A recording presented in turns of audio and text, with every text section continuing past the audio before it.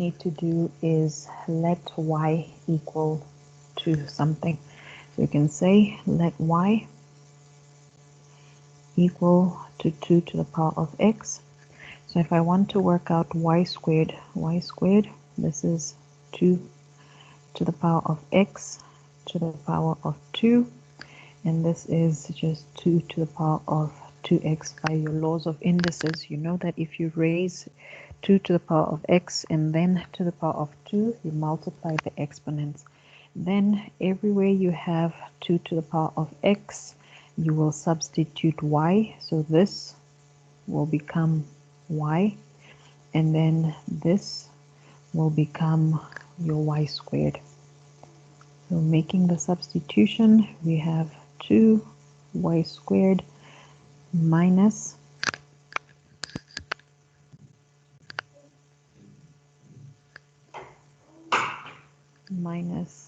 9y and 4, and this is 4, and this is equal to 0. So this is a quadratic equation that can be factorized. You look for two numbers that when you multiply them, the answer is 8. So it's 2 times 4, which is 8. So when you multiply them, the answer is 8. And when you add them, the answer is minus 9. And those two numbers are minus 8 and minus 1. So what you do, you open your brackets and equal to 0. You put your variable, which is y, and then your two numbers, minus 8, minus 1, and then you will divide both constants by the coefficient of y over there. So I'll divide this by 2, divide this by 2, simplify the fractions as far as possible. If it still remains a fraction in its simplest form, then I will bring the denominator up. So the first one, I have y minus 4. And then the second one, 1 over 2, that is in its simplest form. So the 2 should come up, multiply the y. I have minus 1, and this is equal to 0. So that's what I have. Now I have two terms multiplying, and this is very important. The answer is 0. Then it means the first bracket, y minus 4, is equal to 0, or the second one, 2y minus 1, is equal to 0. Now if the first bracket is equal to 0, this means that y is equal to 4, and if the second one is equal to 0, this means that y is equal to a half. But then you need to remember y is something that I introduced. It wasn't there in the original equation, so I need to unsubstitute y. The value of y over here, go back to the beginning where I made the substitution. I said y is equal to 2 to the power of x. So in my final answer where I have y, I'm going to put 2 to the power of x and then solve for x. So here, instead of y, I will put 2 to the power of x is equal to 4. Now you know that 4, you can write it as 2 to the power of 2. So I have 2 to the power of x is equal to 2 to the power of 2. The bases over there are the same, so that means the exponents are also equal. This means x is equal to 2. And then I do the same thing for the second solution, which is this one, where y is equal to a half. So I have 2 to the power of x is equal to a half. Now 2 to the power of x, this is just equal to 2 to the power of minus 1. Remember from your laws of exponents, half is the same as 2 to the power of minus 1. Then again, bases are the same, so this means that x is equal to minus 1. So these are my two solutions. And again, it's always important, check your solutions, substitute them into the original equation, and then see what you get. So I'll leave the checking to you. And then another one, we have 3 to the power of 2x minus 10 times 3 to the power of x plus 9, and this is equal to 0. So again here, I will let let's see, I don't know, t equal to 3 to the power of x. And this means that t squared, this is going to be 3 to the power of 2x. Then I will substitute over here. This will become t squared, and this is t. So I have t squared minus 10 times t plus 9. And this is equal to 0. So I want to factorize this. I look for two numbers that when I multiply them, the answer is 9. And when I add them, the answer is minus 10. So those two numbers are negative 9 and negative 1. So I open my brackets, equal to 0. I put my variable, and then the two numbers, negative 9 and negative 1. And then this means the first bracket is 0, or the second bracket is equal to 0. If the first bracket is 0, this means that t is equal to 9. And if the second bracket is 0, this means that t is equal to 1. But then again, t is something that I introduced. T is actually equal to 3 to the power of x. So I have 3 to the power of x is equal to 9. That's in this solution over here. And this means that I have 3 to the power of 2. That is what 9 is. So 3 to the power of x is equal to 9. Again, my bases are the same. So I have x is equal to 2. That is my first solution. Then the second one, I have 3 to the power of x is equal to 1. That is the second solution that I have over here. Then 1 is just the same as 3 to the power of 0.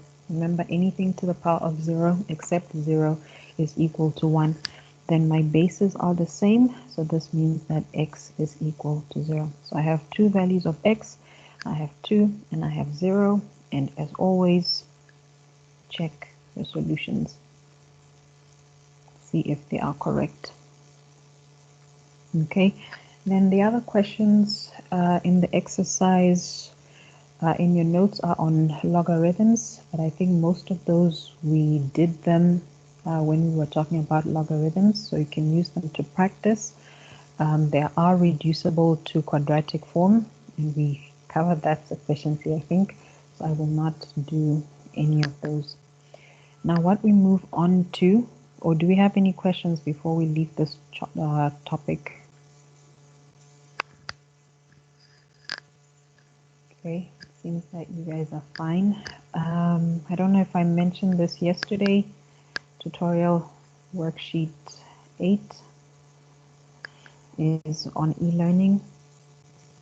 You can download it. The questions in there are similar to what is in the tutorial test. Some questions may be from tutorial 7, so see how to prepare for that. The short test, 45 minutes. Please make sure you submit on time. Okay, when you are submitting, there are 3 places that you need to click. If you do not click on those 3 places, it counts as you not having had submitted, and that is equivalent to a 0. The first one is finish attempt. After you finish attempt, it will tell you these are your answers that were saved. So you must go through each of them. You see that all of them were saved. After that, there's submit again. At the bottom, scroll down, you see submit, and then a confirmation will come up. Then you accept the confirmation. So there are 3 places that you must click on in order to submit the test. Missing any of those is the same as not doing the test or getting a 0. So please make sure you have clicked 3 places after you have done the test. And try and finish ahead of time. If you finish late, the system may log you off and none of your answers will be saved. So remember, 3 places. The first one, finish attempt. Second, you'll see the answers that you have selected. All of them were answered. If one of them was not answered, go back and do it. Then you submit, then the final one is the confirmation. You must see that confirmation box. So it's a pop-up. So scroll down to the bottom if you cannot see it right away. Do not just exit. Okay, so I think e-learning has been better this week. I've been able to upload material there without any problems. So I think e-learning is fine. Anyway, the next thing we look at is simultaneous equations.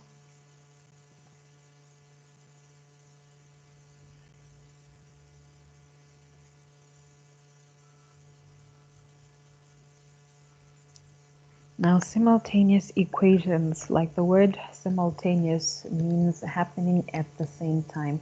So you will have two equations depending on how many variables you have, and the value of, let's say, x in one equation is the same as the value of x in another equation, and same thing for the value of y in the first equation is the same as the value of y in the second equation. So x and y, their values are the same. Sorry, x in the first equation and second equation is the same x, and y in the first equation is the same as y in the second equation. Now, there are different ways of solving them. Now, in real life, this does have applications. One application you can see in your notes is, imagine you go to the shop and you buy 2 pencils and 2 pens. Let me try and draw this. Okay, so you go, you buy 2 pencils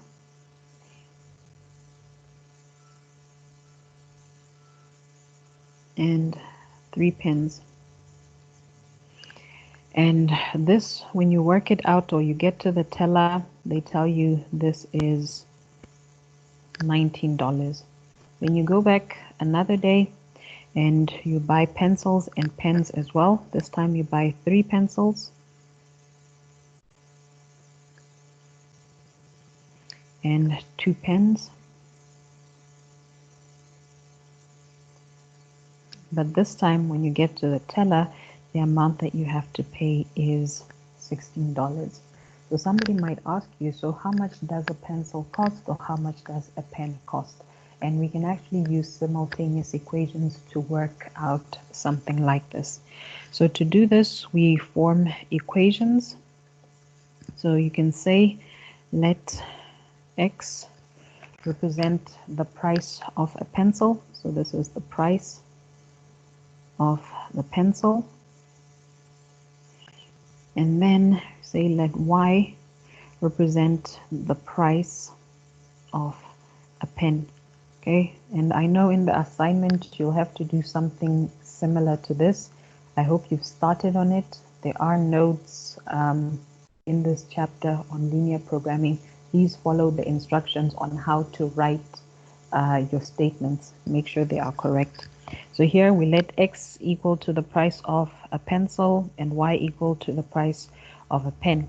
Now, if I look at the first scenario, I had 2 pencils and 3 pens. So to work out the total, I just need to say 2 times the price of the pencil, which is x, and then I add that to 3 times the price of the pen.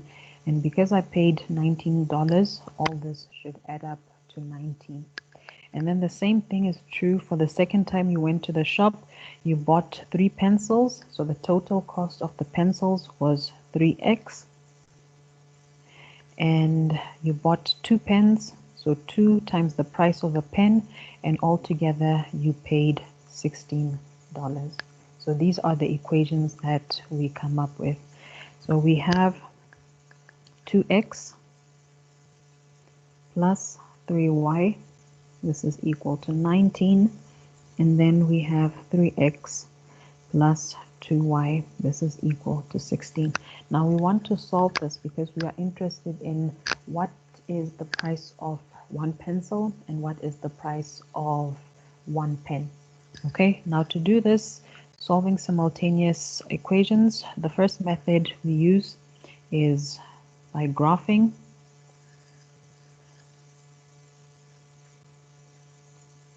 So this is the first one that we will start with. The second one, we use substitution.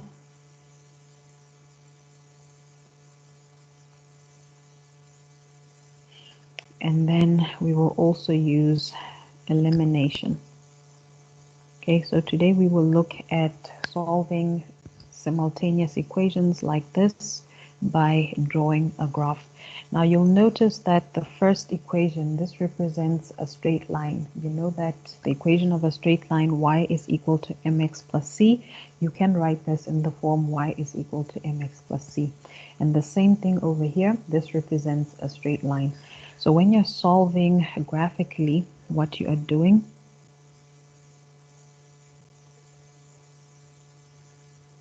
you will draw the two lines. So you have your x and y-axis. So this is your x and that is your y-axis.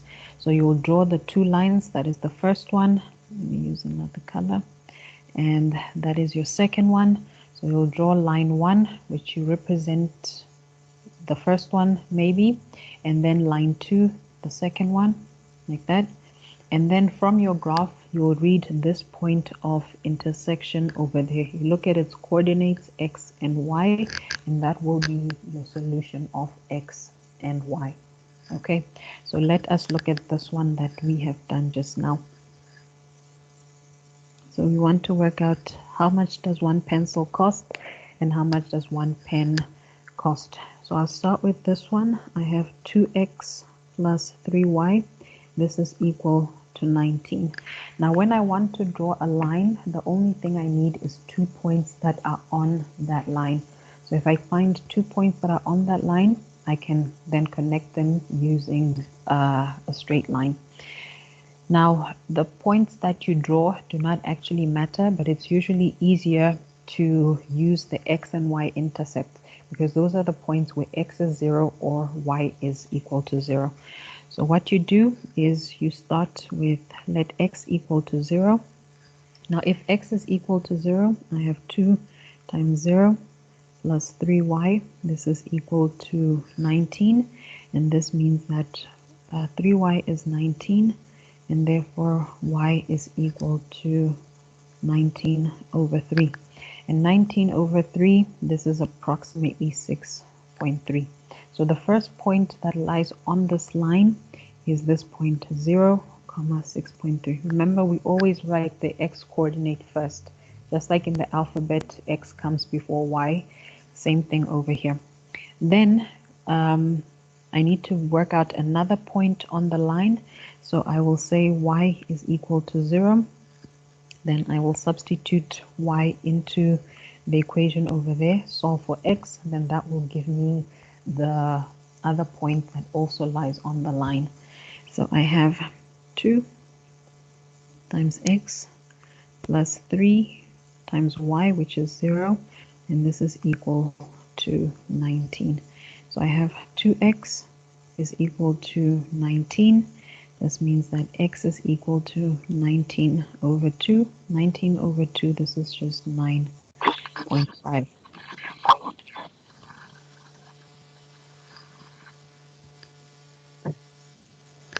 Okay, so the second point that lies on the line is this point, 9.5, 0. So now I have 2 points that lie on the line. I just need to draw my x and y axis, and then I will connect the 2 points using a straight line. Okay, so before I do that, I will work out the other line, or find 2 points that lie on the second line. So here, I'll just take note of it. So I have this line here. This was 2x plus 3y is equal to 19. And I said my 2 points are 0 and 6.3 and 9.5 and 0. So I will connect these 2 points, and then the line I get is equal to this one. Then the second line, I have 3x plus 2y. This is equal to 16. So again, I'm looking for any 2 points that lie on the line.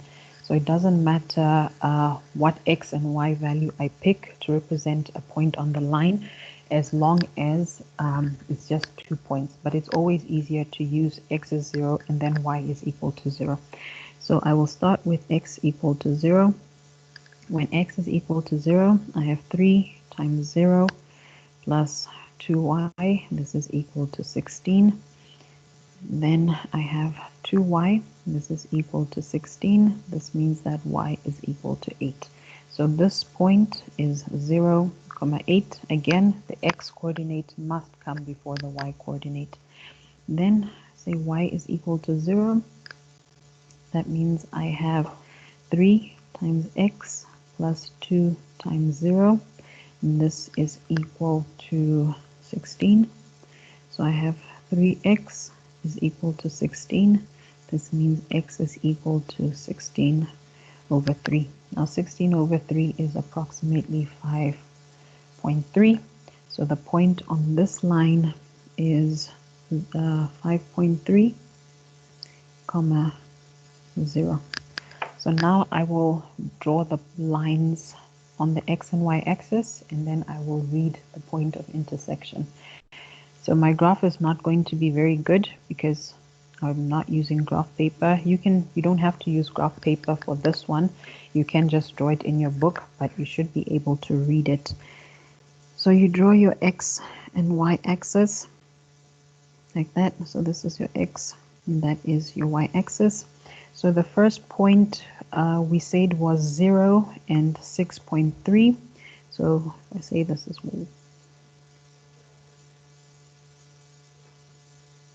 okay, so 0 and 6.3 is somewhere there. And then I had 9.5, 0, and that will be somewhere over there. Then what you do, you take your ruler, you connect the 2 points. So it must be connected using a ruler. And you can label your line. This is the line 2x plus 3y, and this is equal to 19. Okay, this point here is 9.5. And this one here is 5.3. Right, then the second line, we said it passes through the point 0, 8. 0, 8 is way up there. My scale is not very good. And also 5.3, 0. So 5.3, 0. Yes. Miss, the value Yes. of y for the 2x plus 3x equal to 19 is Wrong. 6.3. Yeah, 6.3. Yes. 6.3. Sorry, this is not 5.3. That is 6.3. You're right.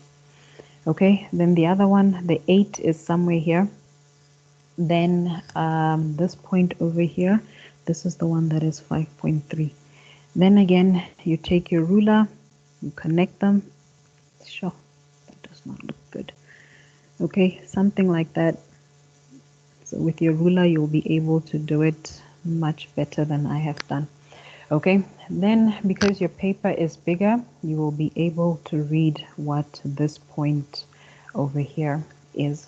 Now, if you've done this correctly, when you read this on your graph, you will see that this is 2, 5.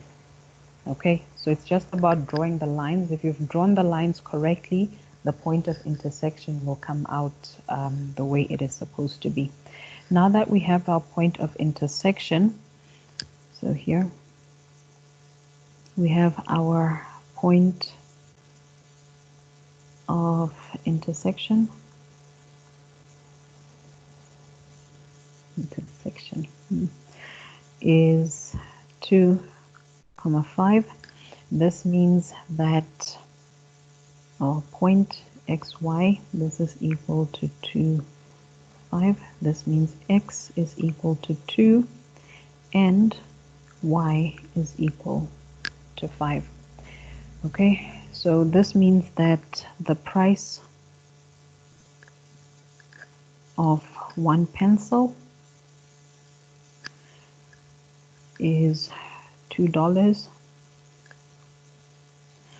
and the price of 1 pen is $5. Okay, and then you can check and see if your calculations were correct. So we do a check.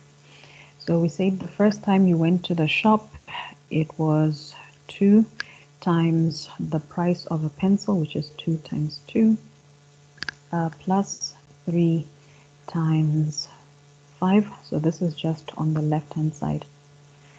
Okay, so here I have 4 plus 15. This is equal to 19.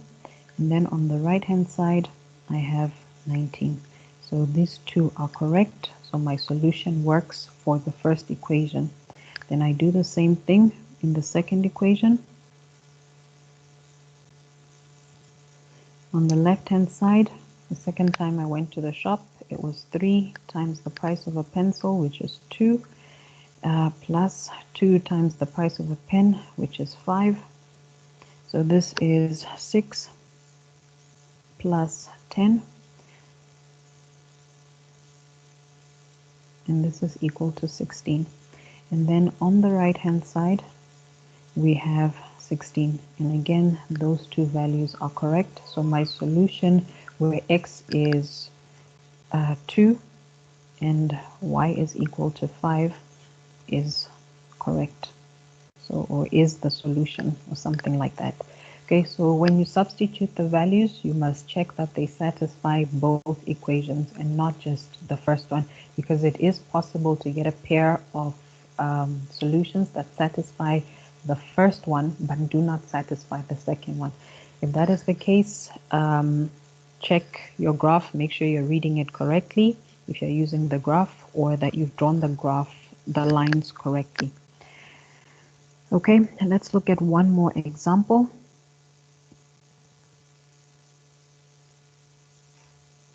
If we have x minus y, this is equal to 5, and 2x plus y, this is equal to 1. So this is what we call a system of linear equations. So this is a system.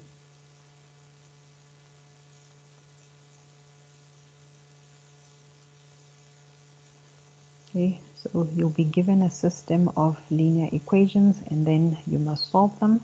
So like I said, one of the methods we use for solving a system of linear equations is by drawing a graph. All right, so to draw the graph, we start with the first one.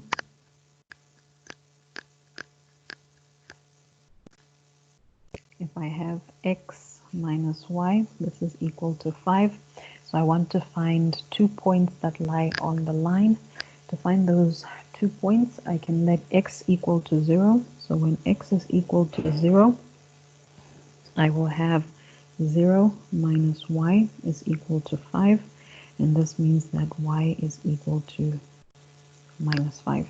So the first point on the line is 0 and minus 5. Then I can let y equal to 0. Let me try and squeeze it here. Y is equal to 0. Then I have x minus 0. And this is equal to 5. And this means that x is equal to 5. So the second point on the line is 5, 0. So I have 2 points. That is enough to draw a line. I will just connect them with a straight line. And the second line is 2x plus y. This is equal to 1. So again, I will let x equal to 0. So I say x is equal to 0. When x is equal to 0, I have 2 times 0 plus y is equal to 1. This just means that y is equal to 1. So the point has coordinates 0, 1.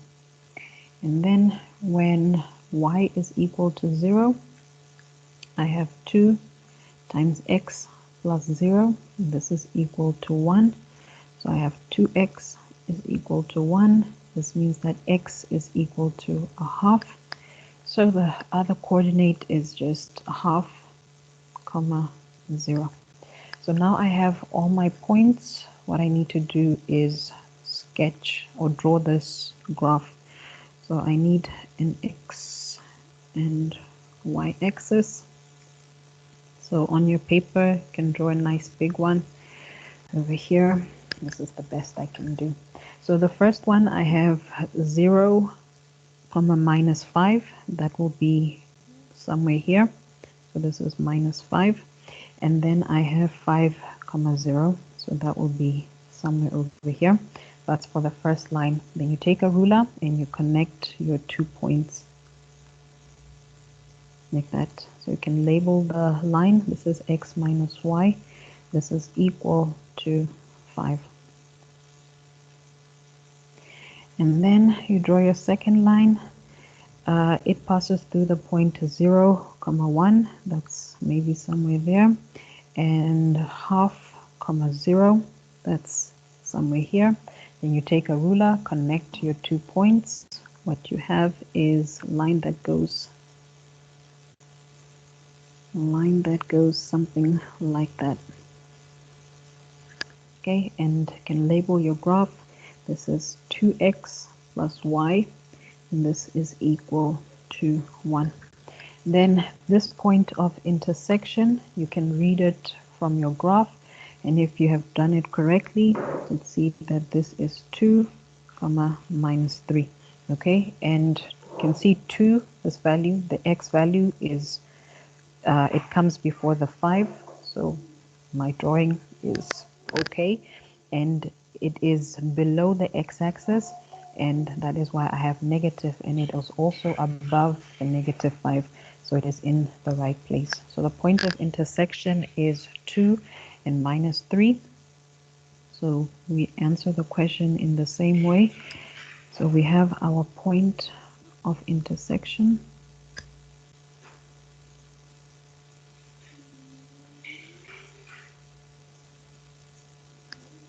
This is 2 and minus 3. So this means that xy is equal to 2 minus 3.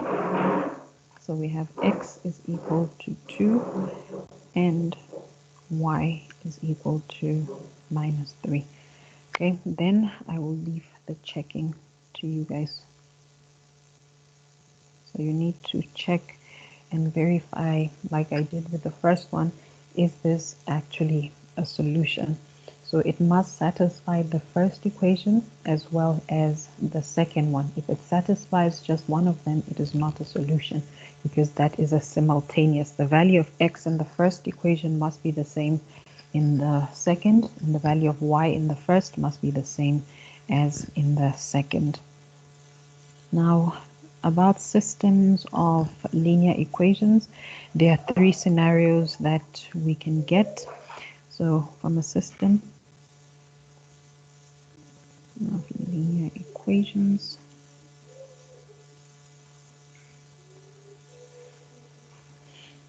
as you can see, we are drawing lines. Now the first scenario is when you have exactly one solution. So these are the examples that we did, the first one with the pencils, and then the other with just any pair of system of linear equations. So with these ones, if you were to draw the lines, your x and y axis, what you will have is something like this. You'll have the first line there, and then you have the second one, and then you will be able to read your point of intersection. So this is L1 and L2. Now this system of linear equations we say is consistent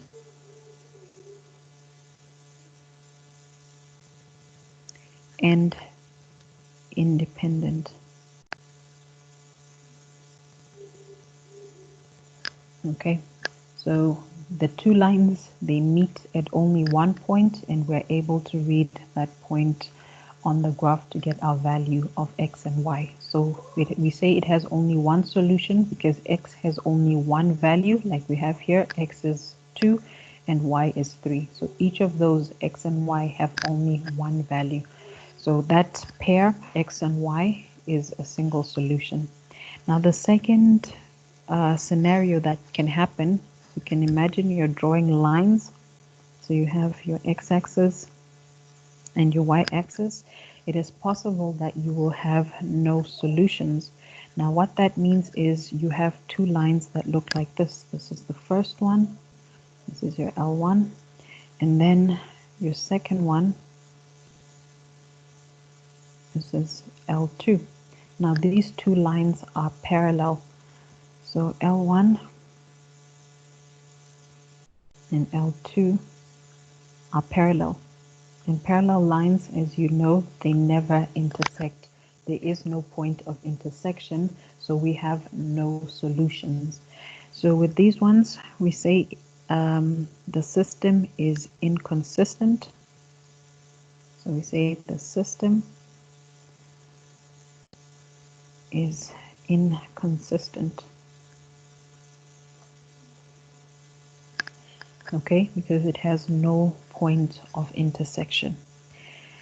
And then the final possibility that you can have is, again, you're drawing two lines on the x and y axis. So you have your first line, say that is your first line, and then you draw the second line. Use green.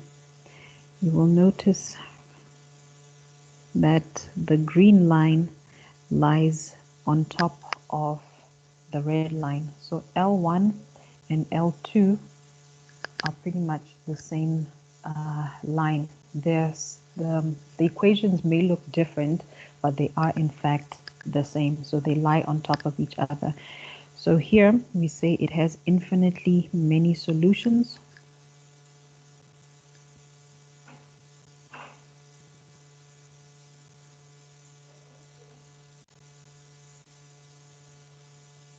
And the reason for this is it has infinitely many points of intersection.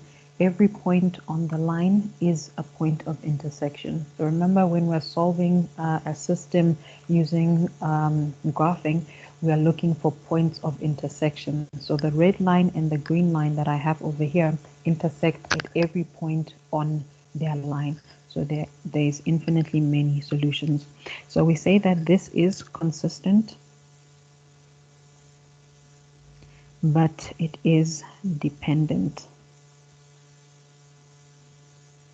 Okay, so it's different from the first one where we have only one solution. It is consistent because there is a solution, and it is independent because there is exactly one solution. Then the second one, this one here, I didn't write it, but it means there is no solution. So that's the second scenario. First scenario, you have one solution. Second scenario, there is no solution. We get no solution when your lines run parallel to each other. That means there is no point of intersection. So the lines are, the system is said to be inconsistent. And then the third scenario, where we have infinitely many solutions, that means L1 and L2 are the same line. Okay, so every point on the line is a solution to that system. So we say it is consistent, but it is dependent. So you can also say the lines are identical.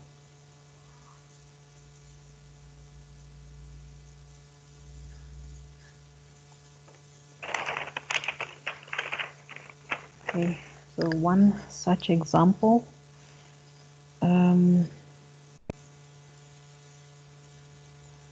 If I said solve 2x plus 3y is equal to 5, and then I said 4x plus 6y, this is equal to 10.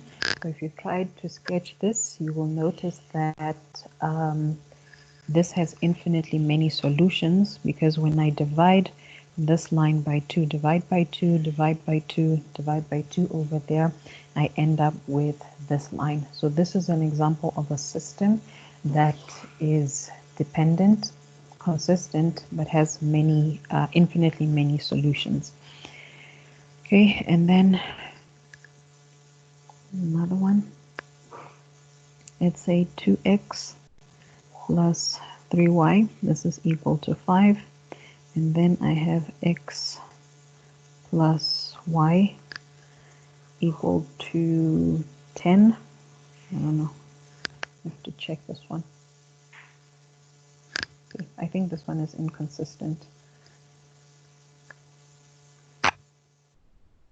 Okay, but you can check it, see if it is inconsistent or not. But inconsistent just means when you draw the two lines, when you draw the two lines, it means that they do not intersect. So you can check this one and see what type of system this is. So drawing a graph to solve a system of linear equations is not difficult at all, because you only need 2 points in order to draw your line. Then you connect them with a straight line. Once you've drawn the 2 points, you read from your drawing what the point of intersection is, and that's it. Do we have any questions on that?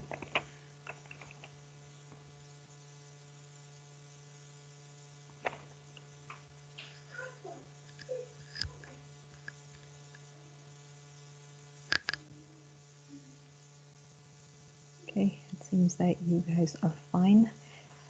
We have about 15 minutes, but I do not want to start on the next chapter, or not the next chapter, the next section, which is solving using substitution. So what I would like you to do is go and do the rest of the questions that are in the notes. Check whether the system is inconsistent or not, is it dependent or not, does it have infinitely many solutions, no solutions, or one solution. So there are many questions in your notes, so go and try those ones. We don't have class tomorrow, so I will see you guys on Thursday. Please get ready for the test. Remember the information I gave you. You will need to scan the test that is handwritten and upload it on e-learning. So if you don't have a scanner, you must download a scanning app. The one I'm using, Adobe Scan, is a free app, doesn't cost anything, there are no ads. It's a very good app. It merges all your scans, everything is already in one document, because you will only be allowed to submit one document. So if your scanning app or whatever you're using to scan, every picture you take comes out as a different PDF, you will need to know how to merge all those PDFs so that you submit only one. Okay, so if there's nothing else, then I think we can just stop here. We'll continue on Thursday. We'll continue on Thursday with substitute. Yes. Okay, you are speaking in the background. I can't hear you.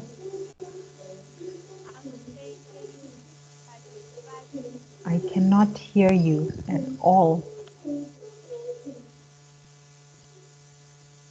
If you have earphones with a mic, please use that, because I cannot hear you. Or is it my volume? Okay, try again. Yeah. Okay, I will try and do that. The test is on the 13th, so maybe next week I will try and do that, just so you have the experience of what it is like to upload on e-learning. Yeah, that's a good idea.